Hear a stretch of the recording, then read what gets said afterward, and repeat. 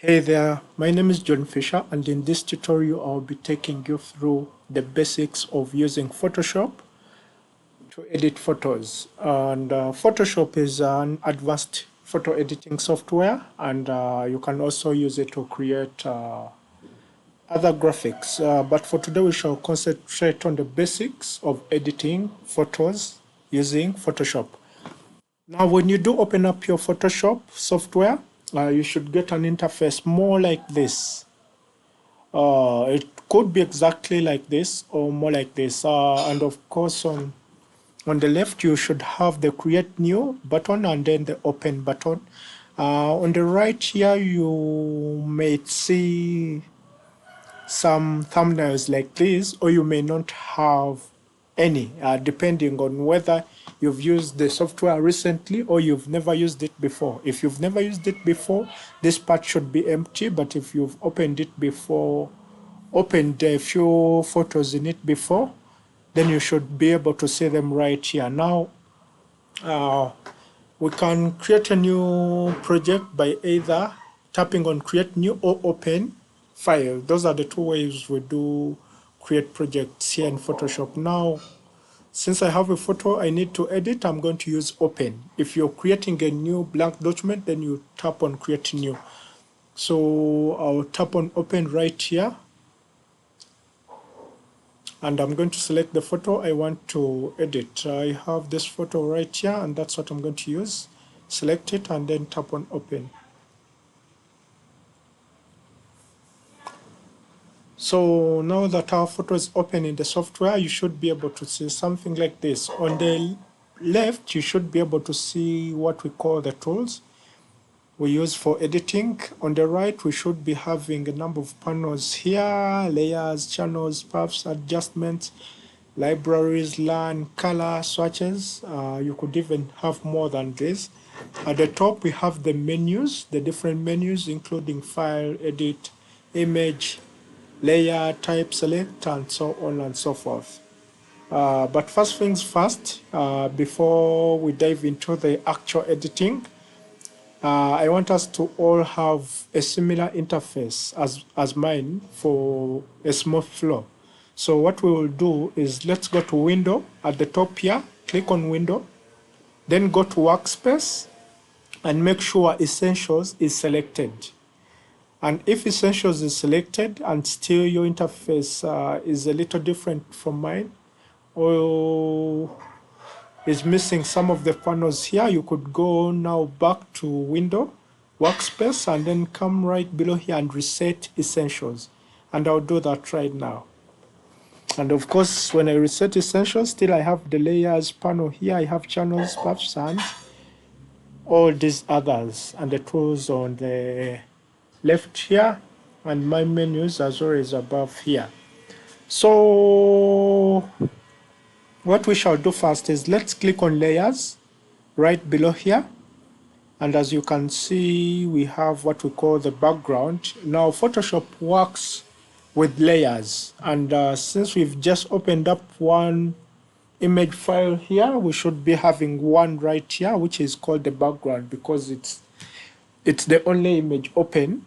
And what we shall do is, we are going to duplicate this image so that we keep the original file as it is, and then have a duplicate to play around with as we test these tools here. So I'll right click onto this image from right here and then say duplicate layer, and then I can give it a name here. I'll call it the test layer. Feel free to call it any name you want, and then click OK. And when I do that, as you can see, now we have two layers here, one lying on top of the other. Of course, it's the same image lying on top of itself. So let's go to our left here, starting with the first tool at the top. Now, when you hover over a tool, you should be able to see its name and also see a preview of what it can do. And as you can see, for the Move tool, that's what it does. That's the name. And V is the shortcut for switching to the Move tool.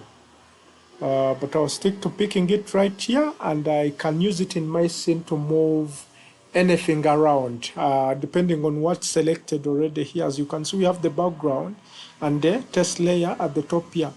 Now, how do you tell that this is what's selected? Is I can click on the background here and you can see it has a lighter gray color. And when I select this, then the test layer, and then the test layer gets the lighter gray color. That shows that that's the layer you're on right now. Now with my move tool, I can click into this layer here and drag, click and drag to be able to move the picture. As you can see, I can move the picture to any position as I want. And as you can see in the back, we have another picture, of course the same picture, which is the background, the original picture. So the move tool basically moves things around within your canvas. This is what we call the canvas. The template you're working on is what we call the canvas. So I can easily move pictures around. So what I'll do, first of all, I'll hide this layer, our background layer. As you can see, every layer has an eye icon on it on the left, and to turn it off so that it's not visible, we just have to click on the eye for it to be invisible. I can click on this one too, and it disappears, and we have nothing in our canvas. But they are there just because they are turned off here. So I'll leave this off and then turn this back on. First of all, I'll undo so that everything falls back right into place. And then I'll turn off the one in the background, just like that, so we can have only one to work with here. Now with my move tool, I can move it, as you can see, but I'll leave it in its original position and then go to the next tool to test how it works. Now the next tool is the selection tool, and when I right click it, of course it has other tools below it, but we shall stick to the first tool for now, which is the rectangle marquee tool. Now this is a selection tool, and it selects parts of your image in a rectangular or square sort of format or shape. So with this tool, I can select any part. Let's say I wanted to select the face of this lady here. I just come right here, click and drag, and I'll be able to select the face, but in that sort of shape, the rectangular or square kind of shape. So when this face is selected, I can use my move tool here to move this shape around. As you can see, the face has been moved away.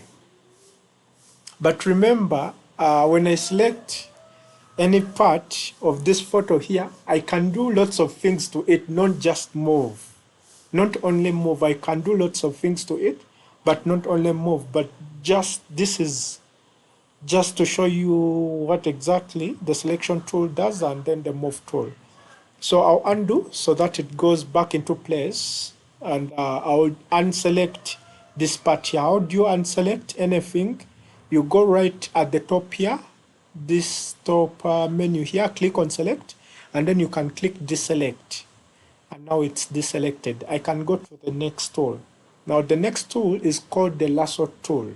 The lasso tool is also a selection tool. However, for the lasso tool, the way it works is that it's a free form kind of selection tool. So you can select in any shape you want. It's not limited, just like we saw the rectangle marquee tool that selects in a rectangular format or square format. This one selects in a format, a free form format, just like this. Let's say I wanted to select this lady's hair here. This is what I do. I click and drag around the hair. I'm going to be a little faster. I may not be so accurate, but also it takes practice to be accurate. So don't mind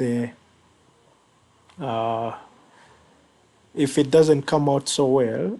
Just know I'm trying to be a little fast in my selection. But basically, that's how it works. And as you can see, I've been able to select the hair. In case I wanted to delete it, I can delete it. I can adjust it in many other ways.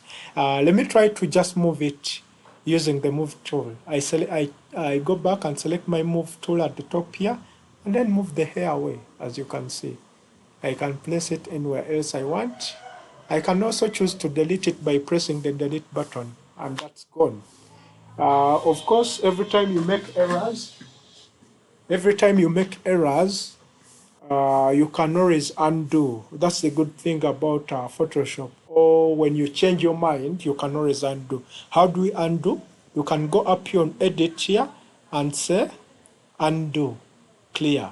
So I undo, you see it has come back. I go back to edit, undo move, and it goes back into place. And if I want it to stay that way, all I have to do now is go back up here to select and deselect, so that it's not selected anymore and thus won't be moved.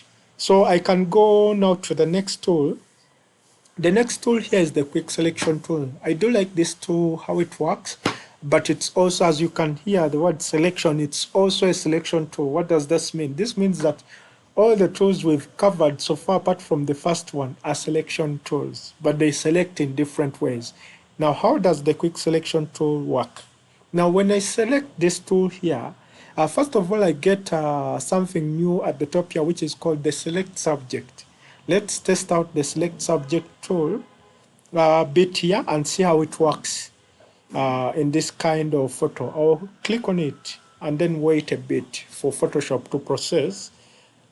And as you can see, Photoshop will try to detect if there is a person within your photo here, if there's that subject, and then it will try to select the subject. Of course, it may not be very perfect, but at least it does a good job, and it makes it saves you more time. I can continue with the selection, but at least as you can see, most of the part here has been selected. And with this, I can choose to move this person out of the frame, or even copy the person and then paste the person into another project.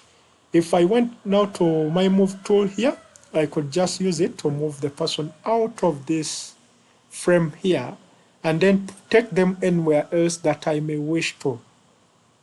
Okay, I'll just undo so that the person falls back into place. And I will continue using the quick selection tool. Let's say I wanted to make it the selection perfect. As you can see, this part wasn't selected well. The other parts seem to be relatively okay. I can go with that, but then this part here. So with my quick selection tool here, I can unselect these parts here. At the top here, when the quick selection tool is selected, we have the tool with the plus and then the tool with the minus. Now the tool with the plus adds on bits. However, the tool with the minus deducts bits from the selection. Hope this is clear. Now, as you can see here, we have to deduct off this part because this part is not part of the subject. So we shall use the minus tool. This one, subtract from selection. So I activate it and come right into this place that I want to deduct and keep clicking and dragging. And as you can see, easily that part has been deducted. There is also another bit here. I can zoom in. To zoom in, you use the shortcut Control Plus to try and see the imperfections and try to deselect them. As you can see, there is a part here. I'll try to deselect, and even here, this part here, deselect. And that's done. Of course, here it has ended up also deselecting part of her body. So what we can do is switch now to the plus tool here and then come back and try to select this part of the body carefully. Please note that you can increase the size of this tool using this part here. As you can see, the 7 here with the drop down. So this is the size. You can increase the size of the tool or decrease it depending on the, and select the size that may work well for you. So for now, I think that's it. I'll press Control minus to try and zoom out and see my selection. So basically, that's how the selection tool here works. And the good thing with this, in what scenarios may I use this kind of selection? I can go to the top here on selection, and now instead of deselecting or clicking anything else, I'm going to do inverse. Basically, inverse in this case means that the parts that were selected are going to be unselected, and the parts that were not selected will be selected. So that's what literally inverse means. So in this case, since it's the lady that's selected, if I click on inverse, it's going to select the background instead of the lady. So I'll do inverse. So you see, this part is now what's selected and not the lady. If I press the delete button on my laptop, let's try it and see what will happen. As you can see, the background has been deleted, and we can easily bring in a new background for our photo here. But that will come at a later stage and not now. So I'll just undo so that I recover the original photo I had for now. And that's it. And I can go back to select at the top and then deselect everything. Still, as you can see, we have two layers here. The one in the background is still turned off. I'll go to the next tool below here. Okay, the magic wand tool, the quick selection tool and magic wand seem to work more like in the same way, though the magic wand seems to select much faster, but it may be a little more not so perfect, not as perfect as the other. You just do a one click and it will select a part of the scene. As you can see, that's how the magic wand works. I don't usually use it, but you can always test it out, and it may work in some scenarios well, in others it may not work well. It usually auto detects a color and it will select that entire bit up to where its edges are. So that's the magic wand, and you can test it out in your free time. I'll deselect that, deselect everything, and then go to the next tool. Now, the next tool is a tool that if you've ever edited photos, you've heard of it before. It's also here in Photoshop. It's a tool that people many times can't avoid using. It's the crop tool, and basically the crop tool is used to cut out those excess bits of a photo that you may not need.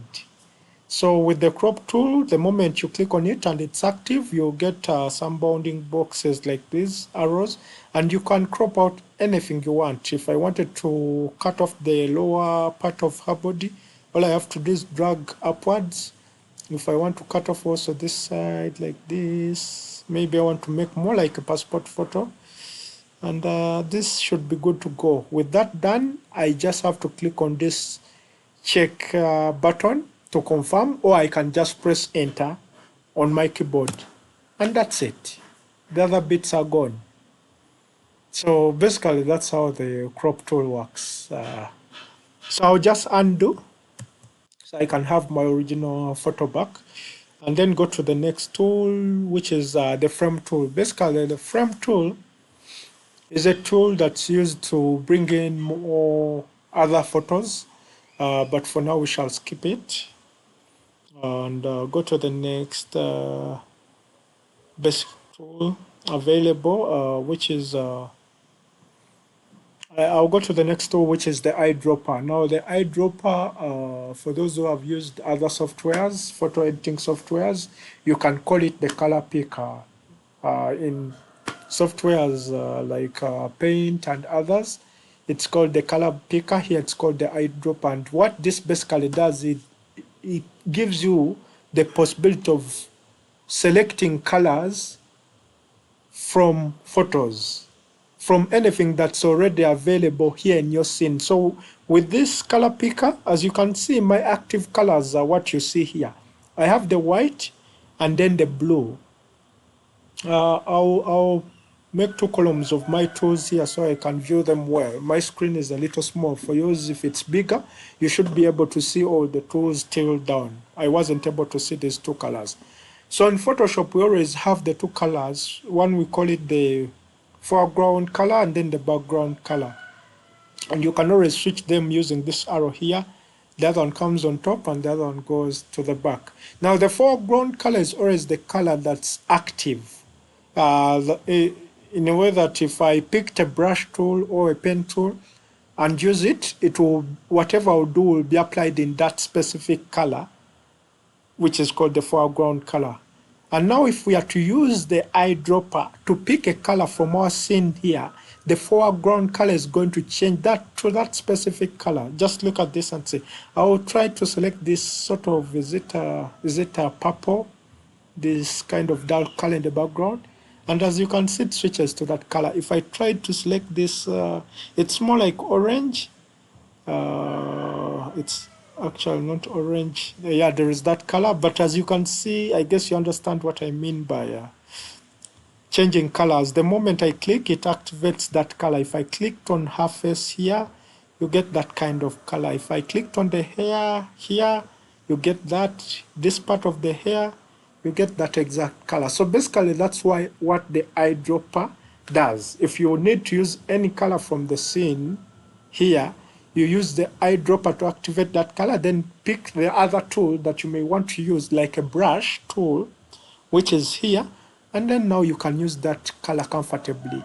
If I want to pick another color, I go back to the eyedropper, select that color, let's set this blue here, and then go back to my brush tool and use the blue color. As simple as that. So basically that's the purpose of the eyedropper, and I guess now we also know the purpose of the brush tool. Basically it's for painting. I can paint anywhere I want in my photo, anywhere I want, using any color I want, of course. Now I can also change colors using this part here. I click on the foreground color from here or from here. It doesn't matter where you click from. I can always change it. I'll get this panel like here, and then I can slide upwards or downwards till I get the variation of the color I want. Let's say it's a pink, and then I select the pink from here. As you can see, the new color is here, and then the current color is here. So if I want to confirm the new color, I just click OK, and now I can paint using that color, or type, or do anything else using that specific color. So I'll undo for that bit, and I'm using the Ctrl-Z shortcut. If you want to use the menu bit here, you go to edit and then do undo until all those disappear. Edit, undo, edit, undo, edit, undo. And the brush effects have all gone. With that done, let's go to the next tool now, which is the spot healing brush. Now the spot healing brush, as you hear the word, is used to remove spots, usually from the skin of a person. I'll try to zoom into this photo so we can try to remove. There is a small spot here. Let's see if we can remove it.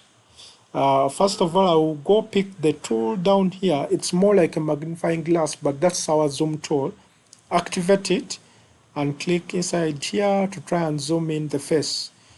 With this tool active, I just click to zoom in. If I want to zoom out, I hold my Alt key on my keyboard, or the Option key, that's on a Mac, and then click. Now that's zooming out. Or I can just switch the tool from here. When this is active, I have two tools here, one with a plus and one with a minus. With the plus, zooms in. With the minus, zooms out.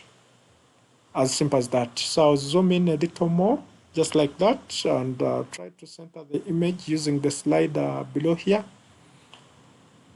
And now I can pick the spot healing brush here. With the spot healing brush, I can adjust its size from here, either increase the size or decrease depending on what the area I want to work on. And as you can see, this part can entirely be covered. So I'm going to just click once here on the spot, and let's see the magic work itself out.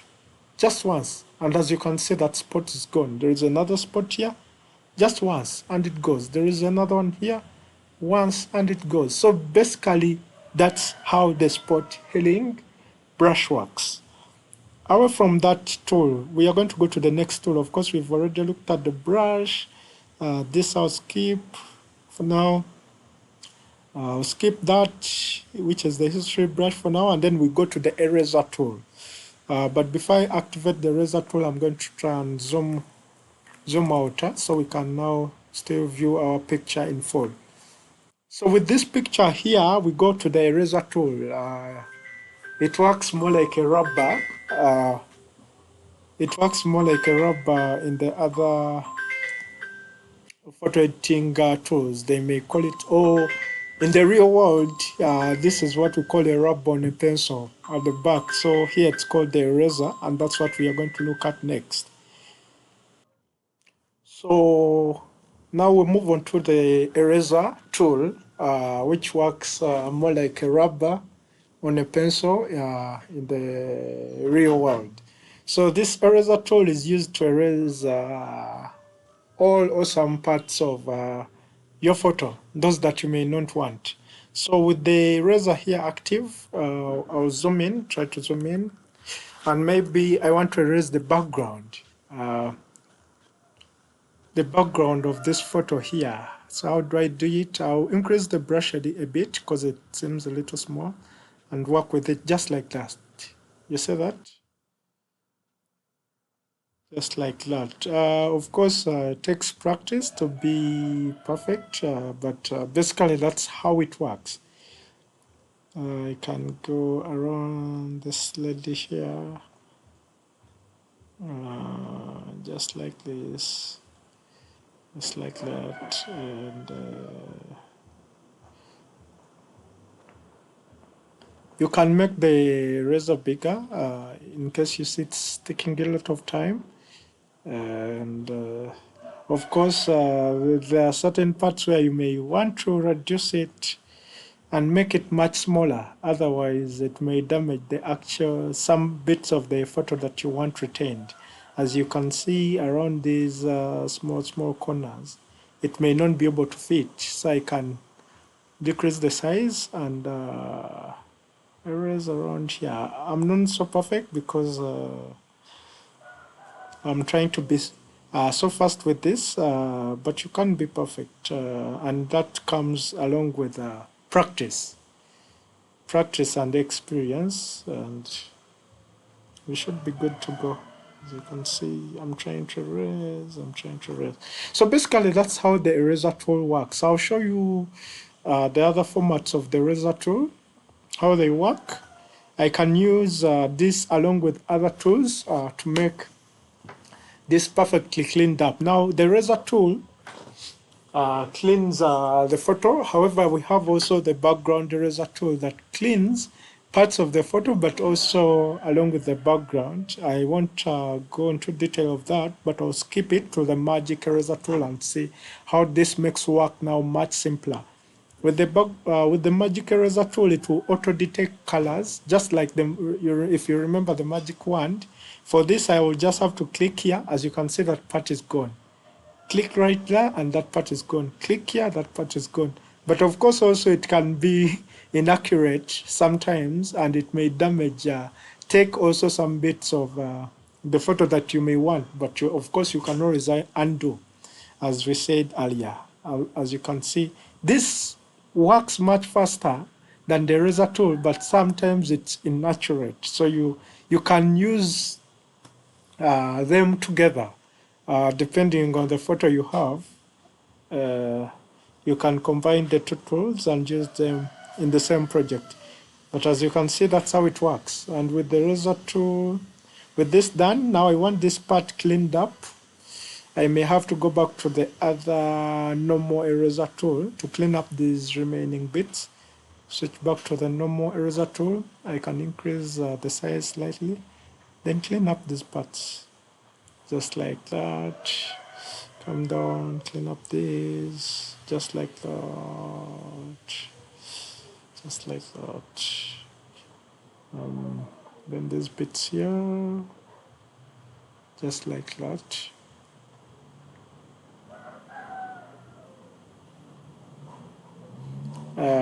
Of course, now it looks much better. It may not be perfect because I may need more time to make it perfect. As you can see, there's bits here, but for now that's good. That's good. And as you practice, you can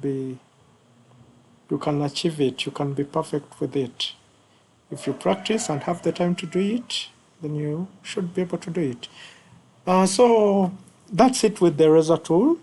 Allow me to go to the next tool. Remember, we have the original file the original picture is still in the background, but it's turned off. If I turned it on, that's what you'll see. So we have two tools, two layers. Here I can turn off this layer and then turn this back on.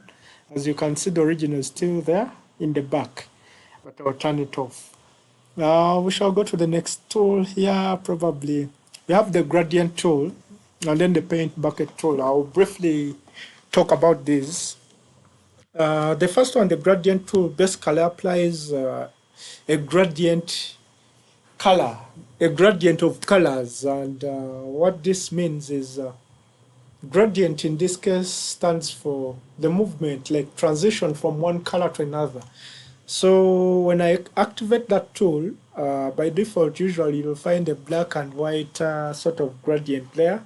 But you can always switch to other gradient colors. As you can see at the top here, there is a variation of colors. If I stick to black and white and draw a line around here, I'm going to get something like that. I'll undo, I'll pick a different gradient here and then try and draw something like that. If I wanted the custom gradient, still I can create it by double clicking into this color here, double click, and something like this is going to pop up. Click onto this symbol down here, double click so that this color picker panel pops up, and I can adjust on my slider here to a color I wish to use. Then go and select the color here, that's a yellow from the current pink, and then click OK. So it's changed, as you can see here. I can also adjust this if I want. I just have to double click and then select the color I want. But since I don't want to change it, I'll cancel that. So to retain the original color there, and all I have to do is press OK. And as you can see, it's here, and I can now draw a line like that. Undo, I can draw like this. You can draw horizontally, vertically, or diagonally, depending on how you want the effect to be applied. I can even start drawing from outside like that. Of course, from outside, the effect may not come out well, but through the image, the effect comes. I can undo, undo, undo, so these colors are gone. The other thing I would do is I can create a new layer. As you can see, we have two layers here, but we can create extra layers that are empty. How do you create an extra layer? There is an icon here, the second last icon down here. It creates an empty layer here. And with that created, I can now draw a line, and that color is there. Now this layer, I can turn it on and off, as you can see, but I can also move it. I'll adjust so I can view more of my layers here. I can move it below the image, in between there, as you can see. Now it's behind the LED. I can turn it off, turn it on. And the LED image can be turned off, and still you see the colors because they're on a different layer. I can even turn on the background here, and you'll see that that's there. So we have this background, we have this layer here, and then we have the image on top. I'll turn off the background and have only those two for now. So that's how the gradient works. The paint bucket tool basically pours a fill of color, a single color, into your scene if you want to use it. Let's see how it works. I can come here. As you can see, the pink is what's active here. I can click on it if I want to change it. Let's say to a sky blue, something like that, and then click OK, and that's active. When I click that, the blue occupies the entire background now of this specific image. If I turn it off, I still have the gradient back color here, and I can select that layer so that I can apply the blue to it too. But of course, since this has different colors in the back, it won't apply entirely on it, but it will auto detect the different colors and apply a blue to them. You can keep applying until this is filled up. But basically, the paint bucket tool pours color into the scene just like that. So when you need to use it, you can always use it. I will just undo so that goes for now, because I don't think I need it. I'll turn this back on. I'll undo so that the blue also goes, the one that has been in the back. So that's the paint bucket tool. The other I'll skip for now. The next tool is the blur tool. I think I should talk about this blur tool. I will try to zoom in my image. I'll turn off the gradient for now, and then try to zoom in using the zoom tool. So what does the blur tool do? If you know the actual meaning of blurring, is trying to make something unclear. And in this case, you could say it's the opposite of sharp. You know, there are sharp images, then there are blurred images. Blurred images are those that are not so clear. Sharp images are those that are very clear and you can see everything very well. So with the blur tool here, I could decide to make the eyes of this lady blurred. So first of all, you must make sure that that layer is selected here. That's why I had to change from this layer to this layer here. And then the actual tool is very small. I will increase the size slightly so that I can easily blur this. So I guess you can see what's happening. It may not be so clear in this recorded video, but as you can see, this eye is no longer the same as what you saw on the other eye. And the more you apply, the more blur it gets, the more blurred it gets. So that's how the blur tool works. I'll just undo that several times until the entire effect is gone. But I guess you were able to see it. And as you can see, the gradient is turned back on. But basically, that's how the blur tool works. And below it is the sharpen tool. You can test it in your free time. So it works the opposite way. But also it has a bad effect if you continue applying it onto an image. The next tool here I would like to look at that's very important is the type tool right below here. The type tool. And it's represented by the T. Basically, if you want to bring text into your photo, you use that tool there. You pick it and then you can click inside, starting from where you want the text to be. Just click, let's click right here. And then, of course, it will bring in dummy text, and you can type the actual text you want. Let's say I was working on a magazine, and the name of the magazine is just magazine, so I'll type magazine. And it's right there, magazine. And with the type tool active at the top here, we can change the font type.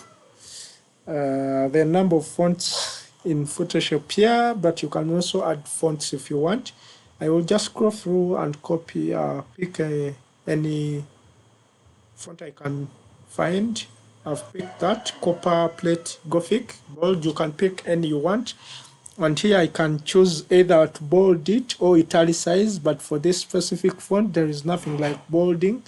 That's why I'm going to ignore it and go to a different font that may have bolding so you can see what could happen with that. I could go for a Calibri, a very common font here. It's right here, Calibri, and now I can italicize, I can bold. I can also increase the size of the text, as you can see here. 60, 72, that's too small. As you can see, the list here ends at 72, but you can type in a number that you want. Let's say since 72 is this small, I could use about 1000. Let's try 1000 and see. This image is too big, that's why I have to use 1000, but you may not necessarily have to go that big. And as you can see, it's too big. Let's try 500. 500, still big. We could do 400. Yes, that's good for now. Let's move it. Using the move tool at the top there, you move the text and balance it. As you can see, the spelling is not right. We can correct it still. Click inside the text using the type tool. Add on our E. And still the text doesn't fit. We are going to go for 300 font size. Press enter. Yeah. And that's good. We may want to change the color of the text.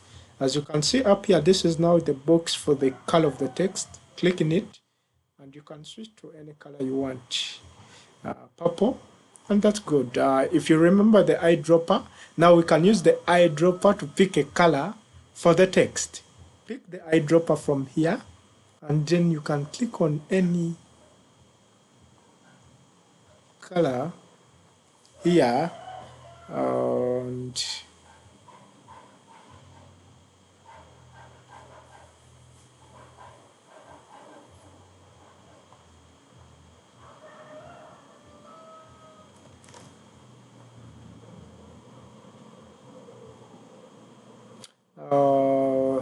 actually now for the colors you can select any colors here, the color you want for your text. I could choose any color from here, but still don't forget we can choose even a color from the actual image. How do we do that? All you have to do with this part here open, all you have to do is go right into your picture and select the part that has the color you want to apply to your text. I could choose, let's say, this kind of orange here. You should be careful. Make sure the point in the center is pointing right at that color. Click on it to activate, and as you can see, it has got that sort of brown color. I could use the skin color here. As you can see, it's changing. Use the hair color, that changes. Make skin color, shade. So whatever part you want of the color can be chosen, and I think I'll go with that, and then just click OK, and that's it. For the text, that's how we type basic text. And maybe the other bit can be the shapes. I can show you the shapes here. We can draw rectangles, rounded rectangle, ellipse tool, polygon, lines, and then also custom shapes. Let's try a rectangle tool, draw shape, and that's it for our rectangle. With the rectangle, it has the inside color, which we call the fill color. Up here, you can see it. And then the outer color, by default, it's not there, but if you want it, you can apply it. And it's called the stroke color. So you can apply those two from right here, fill, and then stroke, or you can apply them from this panel that has just popped up here. I can click here, and then choose the color I want. I could choose that, and then for the stroke I can choose the color, different one, that's a red, and of course by default the stroke is so tiny I can increase its size slightly here to about 3 can work, or 4. That's good. And as you can see, the lining is on there for that shape. Go back to shapes, right click here. I can draw an ellipse. It's more like an oval shape, something like that. And that's done. So basically, that's how we add shapes to our image. There is polygon tool. There's also custom shape here. I can click on custom shape. And as you can see, the custom shape, with it active, you have a shape here. This is an arrow, so I can draw an arrow, but you can click on the drop down to see the different shapes here. There are actually many shapes. With this cog here, you can click on it and select and load the different shapes that are in here. As you can see, all animals, arrows, and so on and so forth. Click animals. Let's see what we have in animals. As you can see, we have a cat here. I could come and draw it there. I have a snail. This is a snail. Here I have a dog. Any you want, you can pick and then draw it in there. So that's it for the shapes. I'll just undo to remove the shapes because I don't need them here. I'll just leave the text there. And basically that's it. Those are the most common tools we use when editing photos in Photoshop.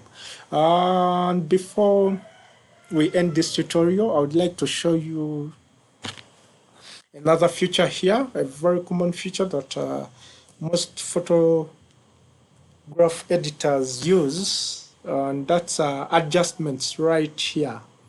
This adjustments part is similar to what we have here under image. Now under image we have adjustments, and then we have with my image selected, because if it's not selected this will be inactive, we have brightness and contrast. You can adjust the brightness or contrast of an image. You can adjust the levels, curves, exposure. Basically these four are to do with brightness and contrast. Below it we have the vibrancy, hue, and saturation, and all those work in a certain way, and we are going to test those out. Now these adjustments are the same as these here. The only difference is that when you apply these at the top here, they apply directly to the image, the actual image, which is sometimes called distortive sort of editing, because when you apply them to the image, they tag along and you cannot easily remove them. However, I'll try to adjust at least the brightness so you can see. That's brightness. Then this is contrast. And I can click OK when I feel like my image is now good to go. I can click OK, which I'm not going to do for now. I just want to show you the difference between using the one above here and the one below here. So this is more like destructive or distortive editing. I wouldn't advise you to use them from up here. But for most beginners, they find it easy using that menu at the top there. So I'll just cancel. The difference between that and this one adjustment here is that this one creates a new layer below here, which means that you can always turn off the adjustments you made and turn them back on, off and on at any time you feel like, which is different from the ones above. The moment you apply these ones above, it's a done deal, unless you just do undo, which you may not want to do sometimes. And also, if you go many steps ahead, you may not be able to undo anymore. Yet for layers, at any one time, you can come back and turn them on or turn them off. That's why I advise to use these more, but you can also start by testing with these ones here. So if I'm to do the brightness and contrast using these ones here, just come and click on adjustments. You'll get these icons here. You hover over these and you see the names of each icon. Now this is for brightness and contrast.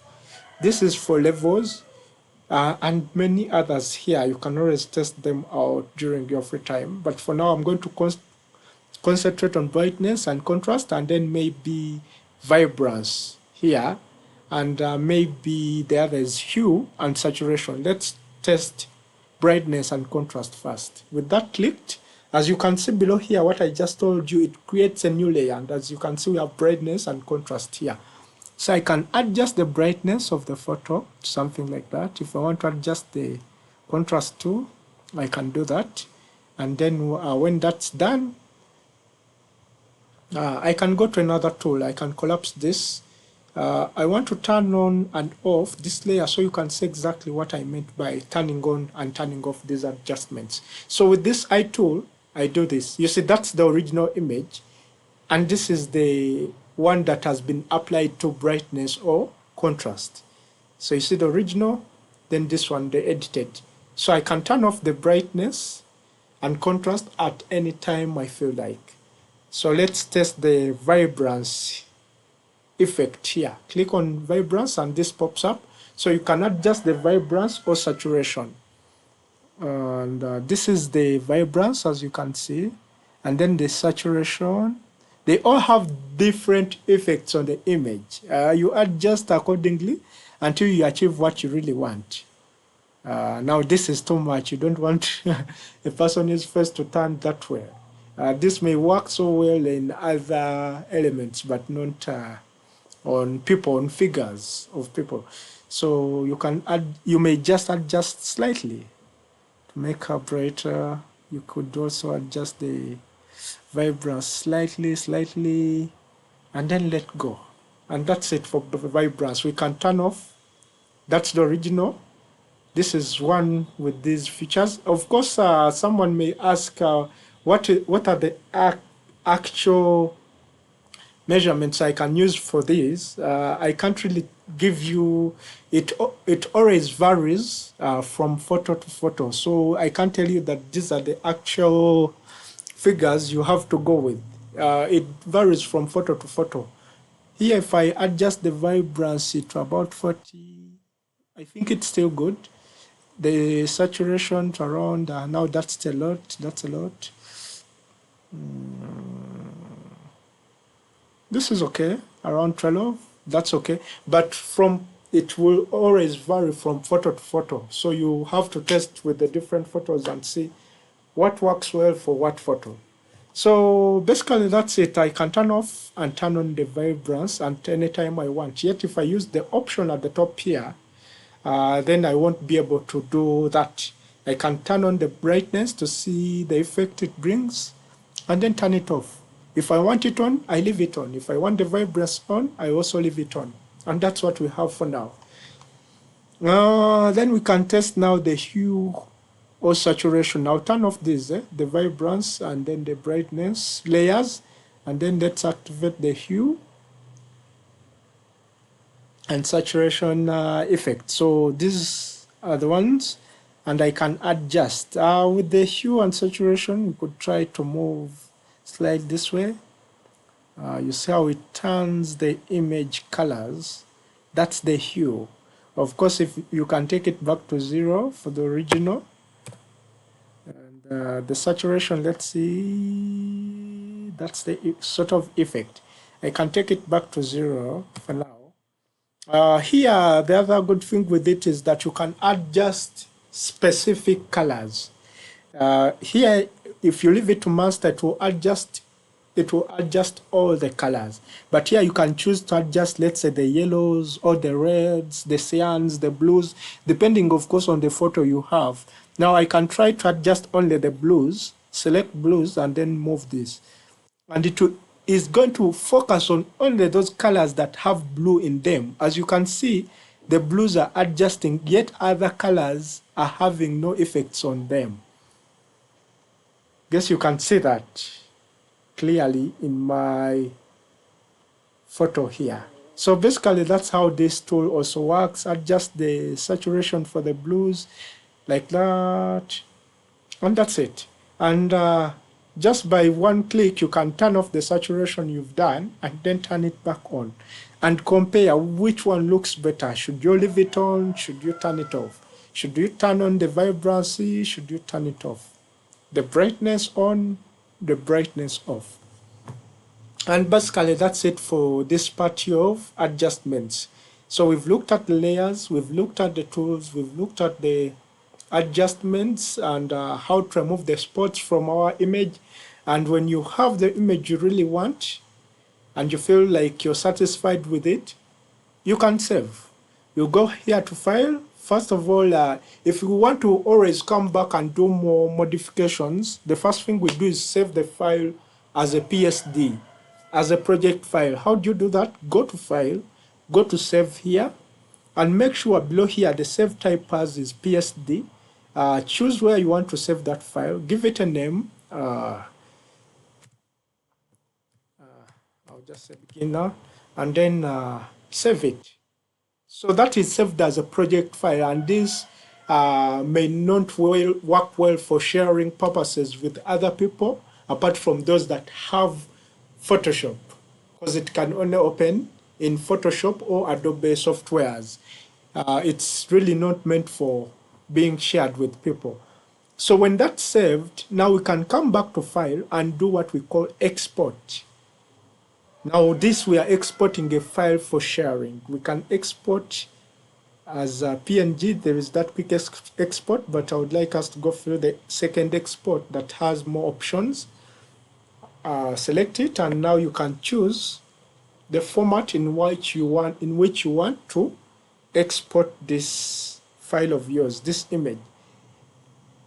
And the most common types we use for exporting here are PNG or JPEG formats. Now the difference between when do we use PNG and when do we use JPEG? JPEG is the lightest version. However, the difference between PNG and JPEG is that PNG has the capability of retaining transparency in an image. And in an image like this one here that has no background, we may want to stick to PNG. But if you want it to have a background, in this case it has no. But if you choose JPEG, it will save the background as a white background. As you can see, it has even changed the color. If I switch back to PNG, it goes back to those cubes there that represent the transparency. So I can save it as PNG and then say Here below, I may not adjust the size. All this should be good to go. And then I just click on export all.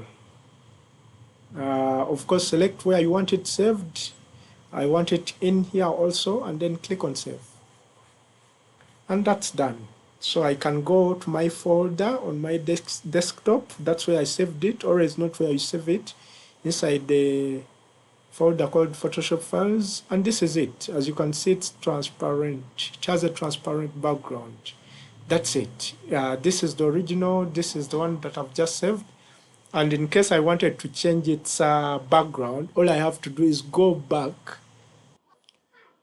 So just in case we need to change the background of this image, already we removed the background, so it has a transparent background. But just in case you need to change yours, you just go back to the PSD file, which was saved in the first place here. So you reopen it in Photoshop, just in case you already closed your Photoshop. And from that, you get a photo you want to use for the background. And this is what I'm going to use for mine. So I'll drag it and then drop right on top of this and try to resize it so as to fit in the background. I need to have this this plant here visible behind. That's why you see as I resize, I bring it right around here. I think this should be able to do it for me. After I've resized enough, then I can press enter or just click the check here, the tick here, and that should be applied. Now, as you can see, the photo is hidden of the layer. So what we are going to do is we are going to drag this layer. As you can see, it's now the second layer here of this background image we've just brought in. Drag it downwards